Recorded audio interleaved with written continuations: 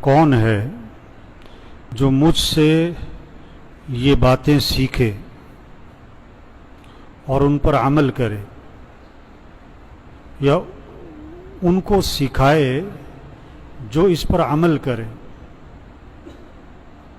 اللہ کے نبی نے کیا فرمایا؟ کون ہے جو مجھ سے یہ باتیں سیکھے اور اس پر عمل کرے یا ان کو سکھائے جو اس پر عمل کریں. ایک طلب پیدا کی، کون ہے؟ حضرت ابو ہریرہ رضی اللہ عنہ نے عرض کی، اللہ کے رسول میں سیکھوں گا، اس پر عمل کروں گا اور انہیں سکھاؤں گا جو اس پر عمل کرے. تو آپ صلی اللہ علیہ وسلم نے میرا ہاتھ پکڑ لیا. حضرت ابو ہریرہ رضی اللہ عنہ فرماتے ہیں کہ اللہ کے نبی نے میرا ہاتھ پکڑ لیا اور 5 باتیں گنوائیں، 5 باتیں گنوائیں کہ ان 5 کو سیکھو اور ان پر عمل کرو. پہلی بات فرمائی، اتق المحارم تکن عبد الناس، حرام چیزوں سے بچ جاؤ،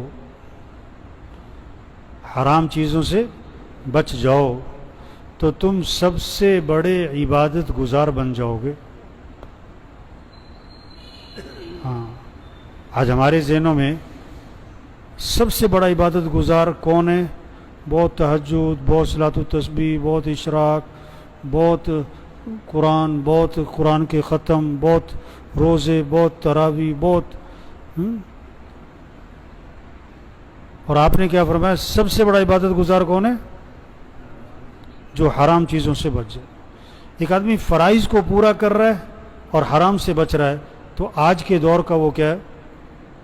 بہت بڑا. اس زمانے میں تھا تو آج کے دور کا تو ولی اللہ ہے. سب سے بڑا عبادت گزار، حرام چیزوں سے بچو. اب حرام کیا کیا ہے؟ دیکھو ہمارے ذہنوں میں شراب حرام، کتا حرام، سور حرام، جس طرح یہ حرام ہے بہت ساری چیزیں حرام ہیں بھائی. بعض چیزوں کا دیکھنا حرام ہے، بعض چیزوں کا سننا حرام ہے، بعض چیزوں کا بولنا حرام ہے، بعض چیزوں کا پہننا حرام ہے، بعض چیزوں کا خریدنا حرام ہے، بعض چیزوں کا گھروں میں رکھنا حرام ہے. جو بھی حرام کے درجے کی چیزیں ہیں اس سے بچو. جو بھی حرام کے درجے کی چیزیں اس سے بچ جاؤ. ہاں، ایک آدمی نے نا رشوت کے پیسے جیب میں ڈالے ہوئے ہیں، رشوت کے پیسے نا، اور گوشت کون سا تلاش کرتا ہے؟ حلال کا. وہ حرام گوشت نہیں کھائے گا. اور رشوت کے پیسے بھی، جیسے مری مرغی حرام ہے، جیسے کتا حرام ہے، جیسے سور حرام ہے، گدھا حرام ہے، رشوت بھی کیا ہے؟ تو گوشت میں حلال حرام سمجھ میں آتا ہے لوگوں کو، پیسے بھی نہیں سمجھ میں آتا. بہنوں کو وراثت میں حق نہیں دیا، یہ حرام کھا رہا ہے. حرام چیزوں سے بچ جاؤ، تم سب سے بڑے عبادت گزار بن جاؤ گے. دوسری بات فرمائی، وَرْضَ بِمَا قَسَمَ اللَّهُ لَكَ تَكُنْ أَغْنَى النَّاسِ، اللہ کی تقسیم پر راضی رہو، اللہ کی تقسیم پر راضی ہو جاؤ تو تم سب سے بڑے غنی بن جاؤ گے.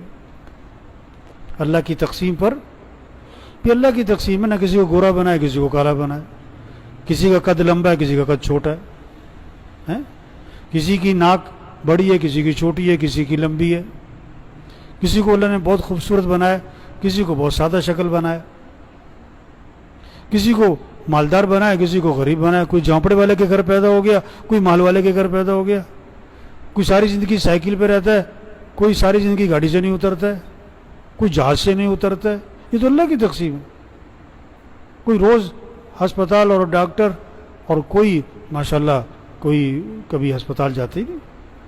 کسی کا روز ہی بچہ بیمار، کوئی بیوی. اللہ کی تقسیم ہے. اب کسی کا بچہ معذور ہے، اب اس میں آدمی کیا کر سکتے؟ یہ اللہ کی طرف سے. اللہ کی تقسیم پر راضی رہو. کوئی ایک دن میں لاکھ روپے کما لیتا ہے، کوئی پورے سال بھی نہیں کما پاتا ہے.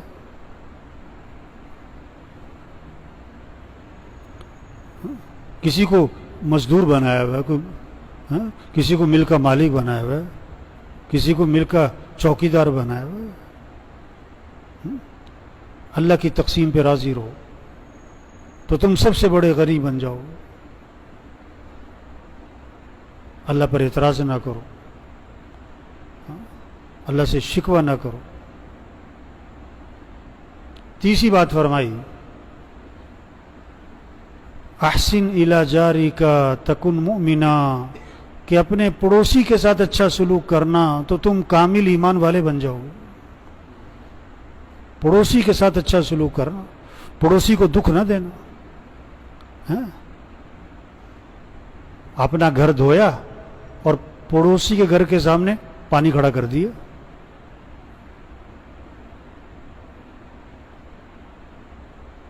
اپنے گھر کی صفائی کی اور کوڑا کہاں ڈال دیا؟ پڑوسی کے گھر کے سامنے کوڑا ڈال دیا. نہیں نہیں نہیں, پڑوسی کو دکھ نہ دینا. رات کے 2 بجے آئے واپس اور جناب گاڑی ہے, موٹر سائیکل ہے, اس کا ہارن پہ ہارن دے رہا ہے. اس کے گھر والے تو اٹھے نہیں, سارے پڑوسی اٹھ کے بیٹھ گئے. پڑوسی کو دکھ نہ دینا. آپ صلی اللہ علیہ وسلم نے فرمایا کہ جبریل علیہ السلام بار بار پڑوسی کے بارے میں آ کے نصیحت کرتے رہے, اس کے حقوق بیان کرتے رہے. مجھے یہ اندیشہ ہوا کہ شاید وراثت میں بھی اس کا حق رکھ دیا جائے گا. پڑوسی کے ساتھ اچھا سلوک کرنا تو تم کامل ایمان والے بن جاؤ. چوتھی بات فرمائی کہ اپنے بھائی کے لیے وہی پسند کرنا جو اپنے لیے پسند کرتے ہو تو تم کامل مسلمان بن جاؤ گے. ہاں, اپنے بھائی کے لیے آپ نہیں چاہتے کہ آپ کے گاڑی کے سامنے کوئی گاڑی لگا کے چلا جائے. آپ بھی کسی گاڑی کے سامنے گاڑی مت لگاؤ. آپ نہیں چاہتے کہ آپ جا رہے ہو گاڑی میں, پیچھے سے کوئی ہارن پہ ہارن ماری جائے. آپ بھی نہ کسی کو ہارن پہ ہارن مارو. آپ نہیں چاہتے کہ آپ کو کوئی برے نام سے پکارے. آپ بھی کسی کو برے نام سے نہ پکارو. آپ نہیں چاہتے آپ کو کوئی گالی دے. آپ بھی کسی کو گالی مت دو. جو اپنے لیے پسند کرتے ہو وہی اپنے بھائی کے لیے پسند کرو تو تم کیا بن جاؤ گے؟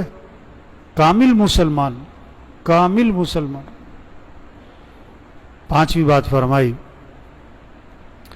کہ زیادہ ہنسی سے پرہیز کرنا.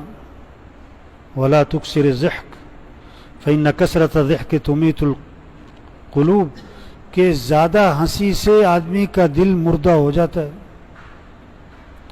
زیادہ ہنسی سے بچنا, کیونکہ زیادہ ہنسنے سے دل کیا ہو جاتا ہے؟ مردہ ہو جاتا ہے. اور وہ کہہ کے لگ رہے ہیں, ہنسی مذاق کی مجلسیں ہر وقت لگی ہوئی ہیں, تو دل مردہ ہو جاتا ہے. اور جب دل مردہ ہو جاتا ہے پھر نیکی کا شوق نہیں رہتا, اعمال کا شوق نہیں رہتا.